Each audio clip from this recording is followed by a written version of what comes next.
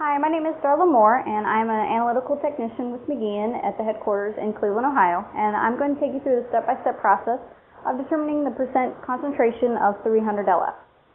We're first going to start by pulling a 2 milliliter sample of our 300 LF. We're going to remember to, using our 2 mil pipette, we're going to pull from the center of the sample. I'm going to remember to wipe the pipette. And we're going to be placing the 2 mil sample into a 100 milliliter volumetric flask.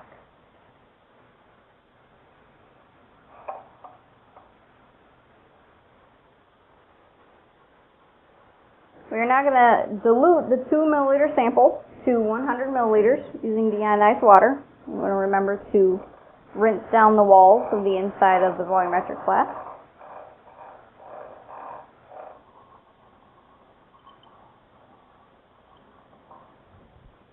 I'm going to place a stopper in the volumetric and just invert carefully to mix, because the 300 LF does have a foaming property to it. We're now going to use the UV spectrophotometer in order to determine the percent concentration of the 300 LF. I've already turned on the UV spectrophotometer to 272 nanometers and zeroed it with deionized water. I'm now going to place the sample in the cuvette for the reading.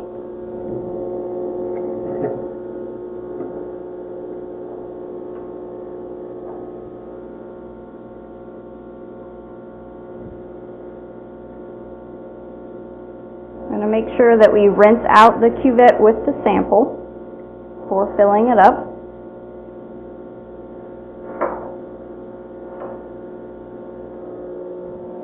And then we're going to wipe down the cuvette to remove any liquid or sample that may be on the outside that would create a false reading. And then place it in the spectrophotometer. Close the door tightly. And the absorbent unit of 0.681 will be recorded for the calculation in determining the percent concentration. Utilizing the data produced by the percent concentration test, we will take the absorbency unit put out by the UV spectrophotometer times 32.14, which will give us the percent concentration of the 300 LF. All the step-by-step processes and the calculations can be found on the data sheet, which also can be found on the McGean website.